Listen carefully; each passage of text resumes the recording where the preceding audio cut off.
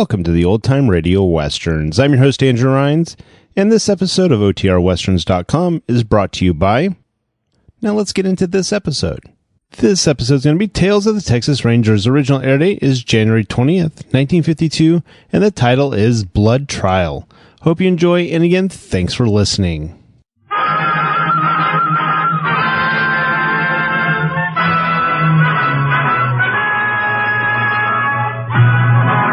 Of the Texas Rangers, starring Joel McCrea as Ranger Jayce Pearson. Another authentic reenactment of a case transcribed from the files of the Texas Rangers.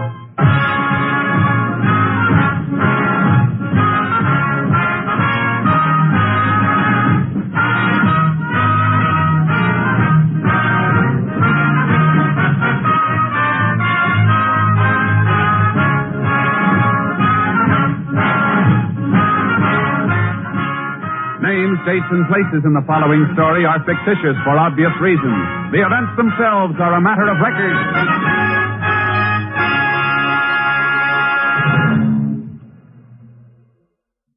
You know, when Thursday rolls around, it'll bring more top radio entertainment to you over these NBC stations. Thursday starts right off in high gear with Robert Young starring as heroic and harassed Jim Anderson of Father Knows Best. The Andersons are just like your family, but funnier, for the head of the household can get himself involved in situations that take the concerted effort of wife and progeny to get unraveled. And usually Jim rises from the battle bloody but unbowed, and still firmly convinced that Father knows best. For adventure fans, Thursday holds the promise of top mystery listening also, as NBC presents Mr. Keene, Tracer of Lost Persons, who matches his deductive reasoning against the violence and murder of crime. Later, join Jack Webb as Sergeant Joe Friday of Dragnet, the true story of your police force in action. Father Knows Best, Mr. Keene, Tracer of Lost Persons. Hear all these and more Thursdays on NBC. Now back to Tales of the Texas Rangers. And now, from the files of the Texas Rangers, the case called Blood Trail.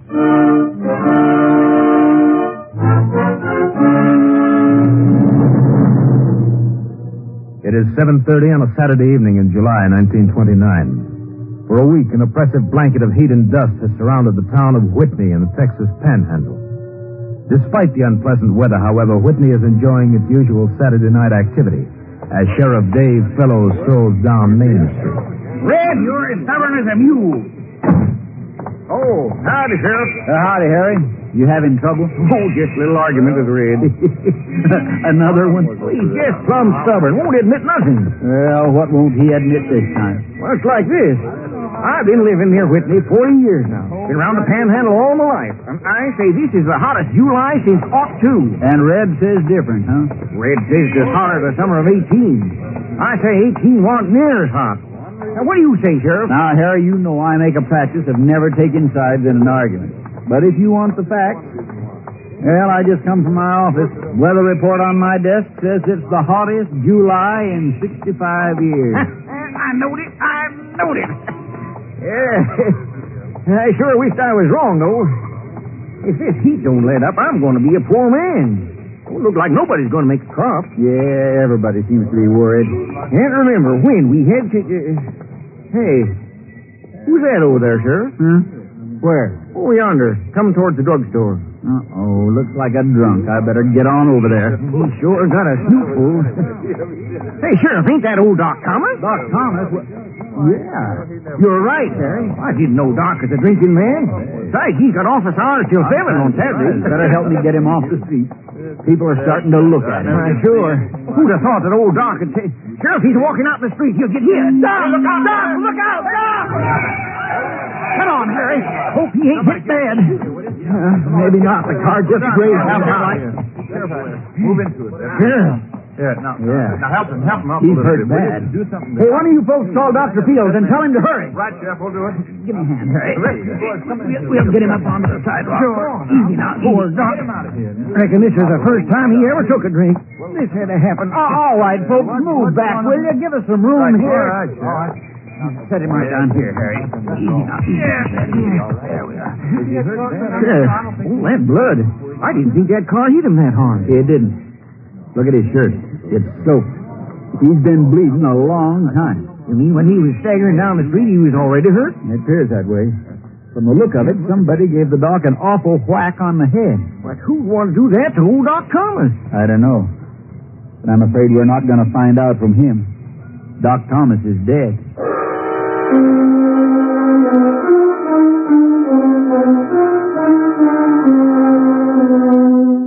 It was easy for the sheriff to trace Dr. Thomas's path before he was hit by the car. Drops of blood on the sidewalk led directly to the doctor's office on a side street, 4 blocks from the scene of his death. The sheriff called for a Texas Ranger. Ranger Jayce Pearson was assigned joining the sheriff outside the doctor's office at 5 o'clock Sunday morning. Sorry I couldn't get here sooner, Sheriff. Austin told me you were the nearest ranger, Jayce.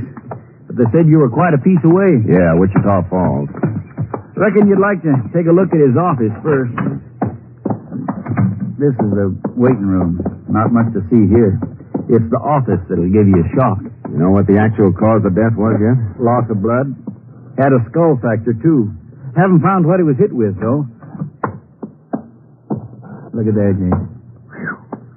Some mess. Not a stick of furniture left in one piece. Look out for that broken glass. Never would have thought old Doc Thomas could put up such a fight. Didn't he ever have a nurse here with him? No, figured he couldn't afford it. Treated everybody, rich or poor, the doc did, and didn't mind waiting to be paid. Did he have any money on him when he died? Oh, I don't believe it was robbery, Jayce. He had about $15 in his pocket. Uh-huh. Well, the phone's ripped out. Looks like he was trying to call somebody. Maybe not. Could have been tore out during the fight. No, I don't think so. Cord's out of the way of any furniture that got pushed over. And look at the way the wires are torn. Now, I'd say somebody meant to pull them out of the wall. One thing I don't understand. If the fellow that had this fight with Doc wasn't after money, he probably meant to kill him. Sounds likely enough. Well, then why didn't he? The way the Doc was weaving when I saw him, it would have been a cinch for the killer to catch him before he ever got to Main Street. I think this will answer your question, Sheriff. That spot of dried blood? Oh, but how, Jayce? There's blood spots all over the office, and some in the waiting room. None as large as this. From the size of it, he must have been lying here at least a few minutes. Could be he got knocked unconscious. Killer thought he'd finished his job and took off. And you figure the doc came to, got up, and staggered downtown, huh? Yeah. Say, the fight must have made quite a racket. Any of the neighbors hear anything? Yeah, I checked that. People on both sides were out, downtown for the evening. You looking for something special, Jayce? Yeah, and I've got it. Doc's appointment book. Only one appointment after 5 o'clock. 6:30, Carl Hinkle. You know him, Sheriff? Sure. German fella. Lived here about 10 years. I guess he would... Hey, wait a minute. I think we're on to something, Jay. How do you mean? Carl Hinkle's wife. The doc delivered her baby about 6 weeks ago. Mrs. Hinkle died right after the baby was born. I've heard around town that Carl blamed the doc for her dying. I see. Where does Hinkle live? Not far from here, over near the Santa Fe depot. Come on, Sheriff. Let's wake him up and have a talk with him.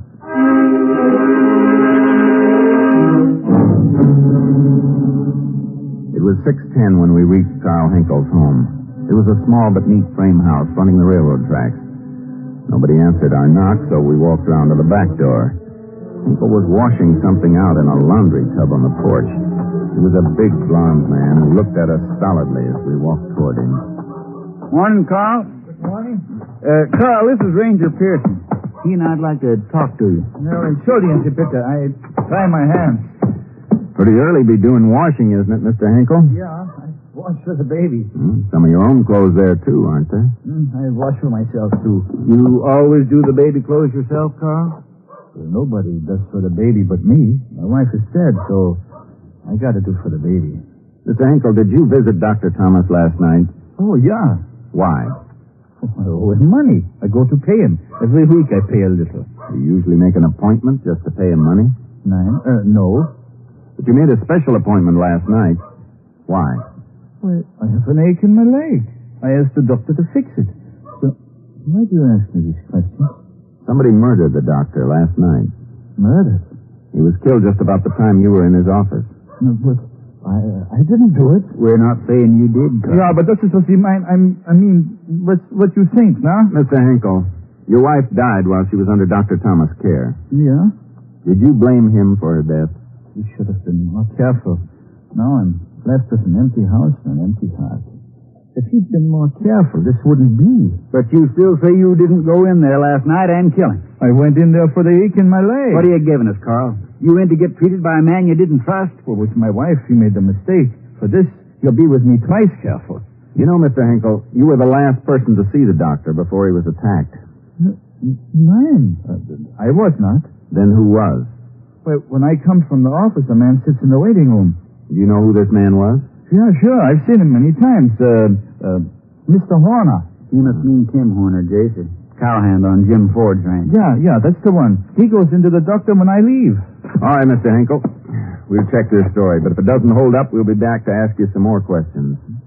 Let's go, Sheriff.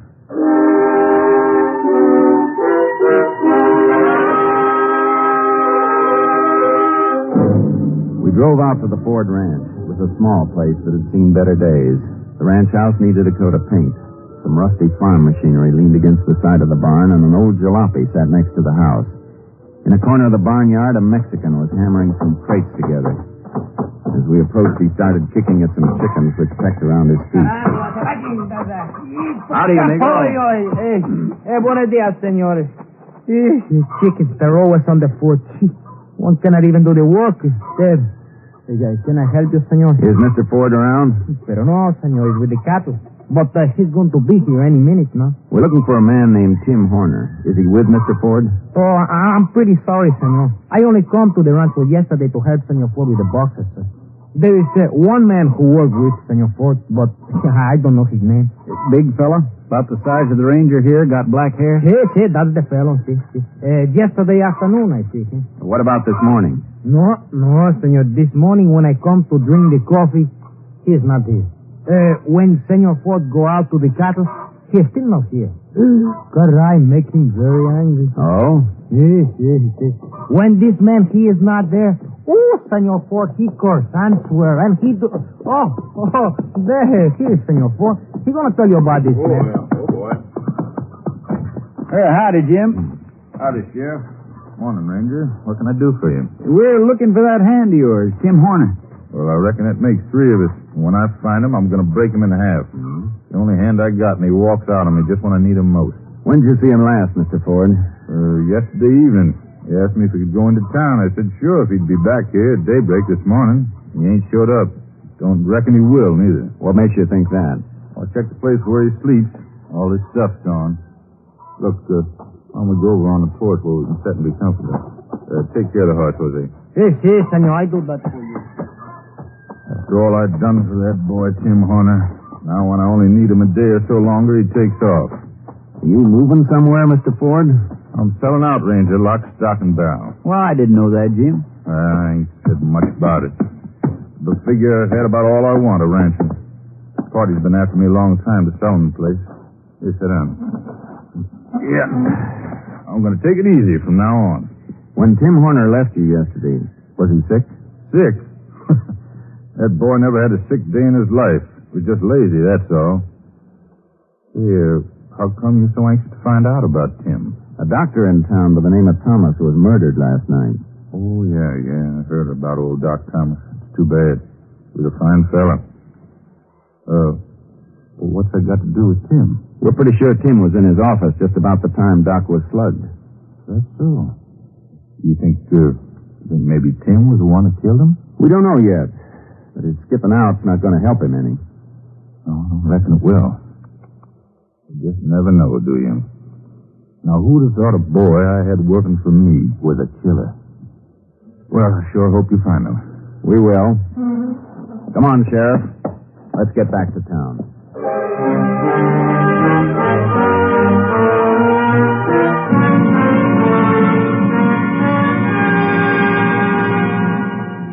On the way to town, I radioed Austin and requested an all-points bulletin on Tim Horner. Then the sheriff and I started combing the countryside.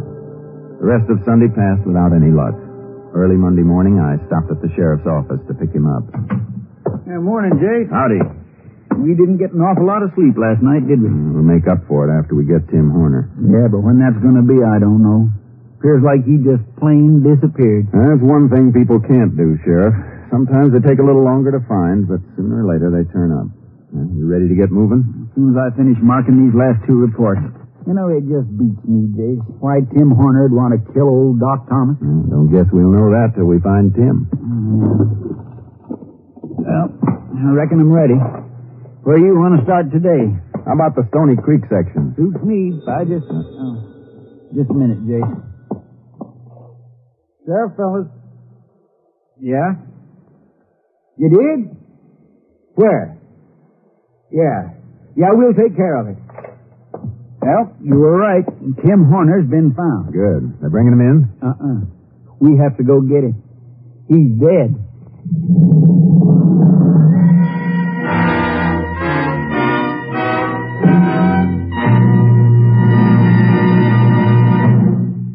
In just a moment, we will continue with Tales of the Texas Rangers, starring Joel McCrea as Ranger Jayce Pearson. America needs more nurses. Nurses are a vital factor in our country's all-out defense preparations. And in addition, hospitals and clinics, growing by leaps and bounds, have an ever greater demand for trained staffs. All this spells opportunity for you if you are a young woman looking for a good career. It means a secure job at good pay, a chance to serve your community in a fine profession. Your nurse's training will provide you with a first-rate education, too, at far less than the cost of 4 years in college. You'll study interesting subjects such as psychology, chemistry, anatomy, and child care. And when you receive your nursing degree, you can choose from among the wide variety of interesting fields open to nurses. You can enter the armed forces with the rank of lieutenant. You can choose hospital or private duty, industrial or public health nursing, the airlines or the Veterans Administration. Start now on a good career of which you can be proud. Visit your local hospital and learn about the opportunities open to you in the field of nursing.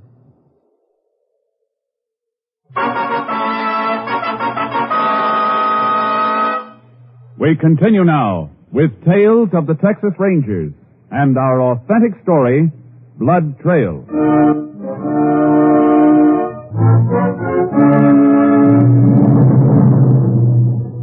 Tim Horner's body had been located 10 miles out in the brush by two boys on a camping trip. We drove within a mile of the spot where a highway patrolman was waiting with the boys. The youngsters pointed out where they'd found the body. We left them with the patrolman and then took horses the rest of the way. You reckon Tim got scared and took his own life, Jayce? That's something we'll know pretty quick. There's the three big boulders, Jayce. Just like those kids said. Yeah, it must have been their campfire off to the left. Ooh, Johnny. It sure is a wild spot. Hadn't been for those kids, we might never have found it. Should be right around this middle boulder from what those kids said. Jayce. Yeah. Pull that brush away from him, Sheriff. That's the man we've been looking for? It's Tim Horner, all right. Shot twice, through the chest. At close range. Look at the powder burns. Let's turn him over. Well, we can be sure of one thing, Sheriff. He didn't kill himself. How do you figure that? No blood on the ground, so he wasn't shot here. Whoever did it carried him out here after he was dead. He sure went to a lot of trouble. Probably figured it was worth it. Almost was, too. See what you can find in his pocket. All right. Wallet. A little bit of money. Hey, Jayce, look at this. Box of pills. Reckon Tim was ailing after all. Could be. Yeah, but Jim Ford said Tim hadn't been sick. Jim Ford could have been wrong. It's a cinch there's a tie-in between this murder and Doc Thomas getting killed. If we find out what kind of an ailment Tim had, we might get a lead. But how do you figure to do that? Tim ain't going to do any talking now. Maybe he will, Sheriff. What's on your mind? Autopsy? Let's get moving. We got a lot to do.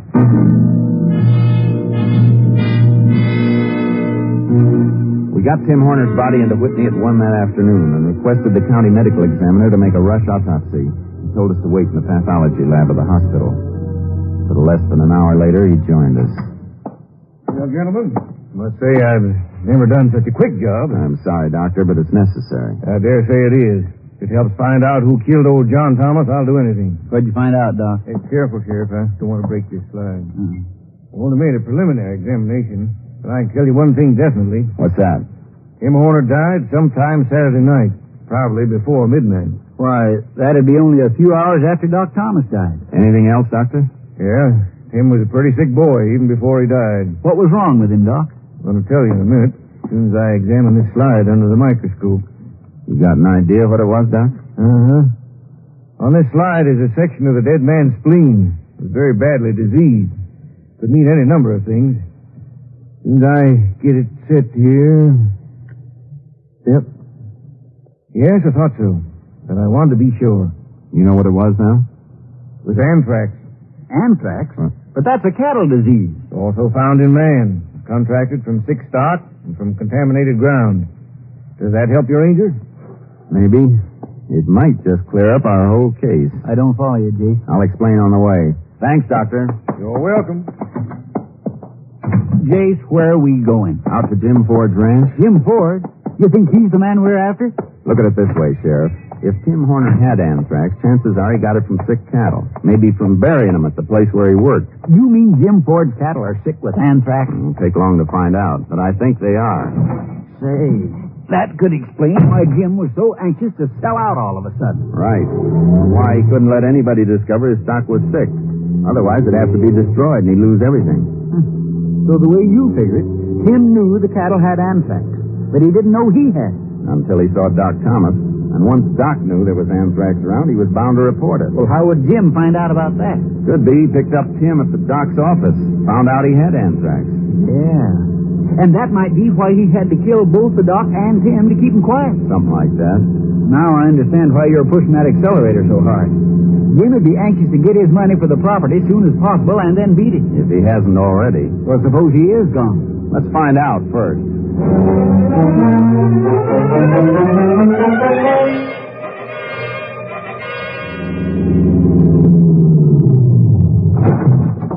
Yeah, Jim's old jalopy ain't here. Well, it could be a good sign. He said he was selling out lock, stock, and barrel, and I doubt if he'd try to make a getaway in that thing. Maybe he's in town or somewhere closing the deal for the ranch. It'll take long to be sure. Let's try the door. Yeah. Looks like the bedroom's back this way. Mm-hmm. Don't appear like he's taken much with him if he has gone. Yeah, but if he skipped, he's probably traveling light. Sheriff, listen. What is it, Jayce? Sounds like that jalopy of his coming up the road. You don't think he's coming? I don't know. Let's get outside. We want to take him alive. Don't shoot unless you have to, Sheriff. What he did to old Doc Thomas, shooting's too good for him.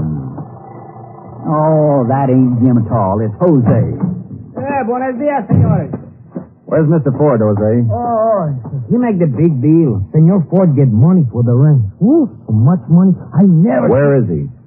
I take him to the railroad depot so he can wait for the train. Which train? The one that go that way. North? That's the limited. What time's it leave Whitney? 4:32. And it's 4:15 now. Come on, Sheriff. We're going to catch a train.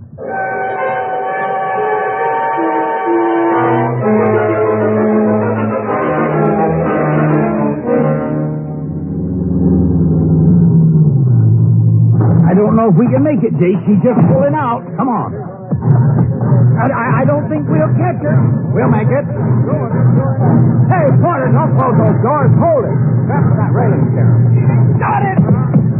Can you make it, Jayce? Yeah. You know, this ain't the easiest way to board a train. Keep you young, Sheriff. You ready to go? Yep.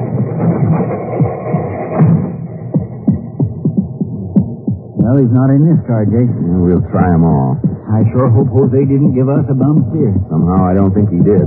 There's a diner up ahead. Reminds me, we haven't eaten since morning. Better not to think about it. That food sure smells good. Jayce. Yeah. Looks like Jim Ford got hungry, too. His back's to us. We move in and take it? No. Talk to him first. Sit down to his table. Come on.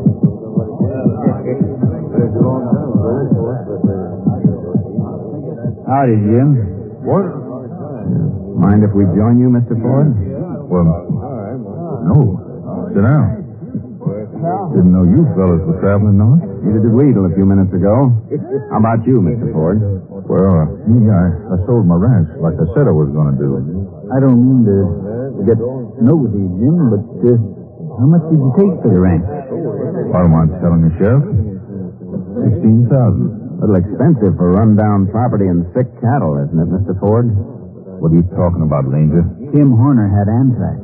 He got it from your cattle. Why, you're crazy. Not as crazy as you for thinking you could get away with killing Doc Thomas and Tim Horner. Can you prove that, Ranger? I think so. And we'll start with this. Hey, what are you doing? Just taking the gun out of your shoulder holster. So big I couldn't miss it. Well, Ranger, you got my gun. You still can't prove nothing. I won't have to. We got a ballistics lab for that. And while we're waiting for the lab report, you'll cool your heels in jail. On what charge? You can't hold me till you get some proof. That's right. In the meantime, we're holding you for carrying a concealed weapon in a public place. What's the table, Jayce? He's going out the far end. Don't fire too many people. Grab him, Jayce, grab him. I got him. Let me go, let go. Take it easy, Ford. You'll get off soon enough. Then you'll take another little trip that ends in Huntsville.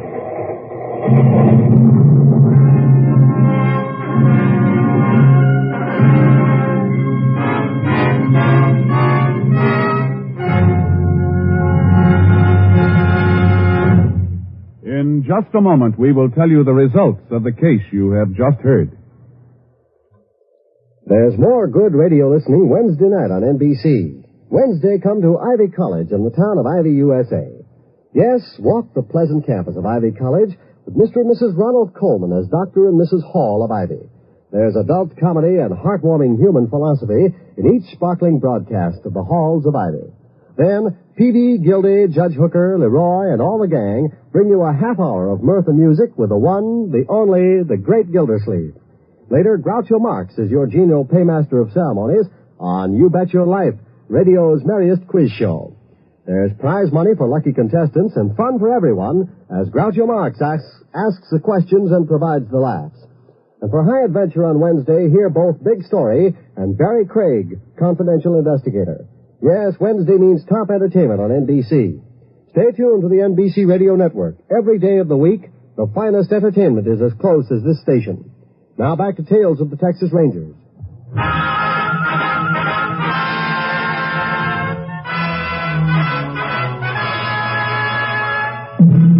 And now, here are the results of the case you have just heard. Ballistics evidence proved conclusively that Jim Ford had killed Tim Horner. He was tried and convicted of first-degree murder. 10 months later, he confessed to the killing of Dr. John Thomas with a paperweight from the doctor's desk. Jim Ford died in Huntsville Penitentiary of a kidney disease on June 17, 1930, just 20 days before he was due to go to the electric chair. Next week, Joel McCrea in another authentic reenactment of a case from the files of the Texas Rangers.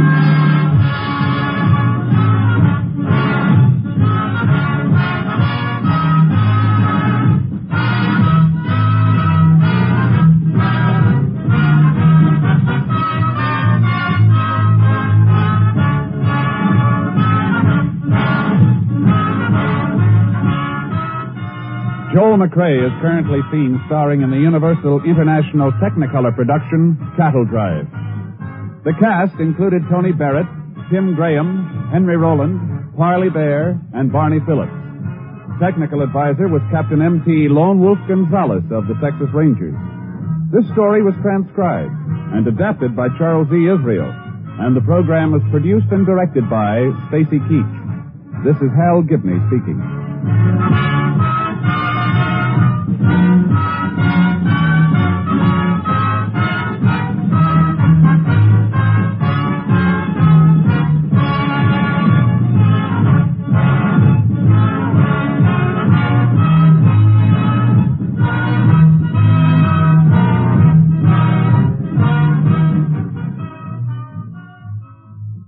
Starting Wednesday, Robert Montgomery tells how a citizen views the news over NBC.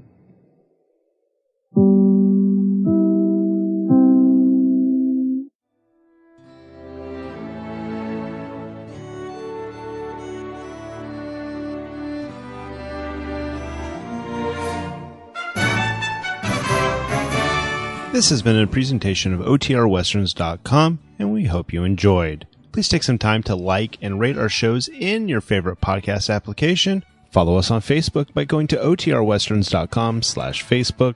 Join in the conversation by going to OTRWesterns.com/Discord. And don't forget to send us an email, podcast@OTRWesterns.com. This episode is copyright under the Attribution Non-Commercial Share Alike copyright. For more information, go to OTRWesterns.com/copyright. Have a great day, and again, thanks for listening.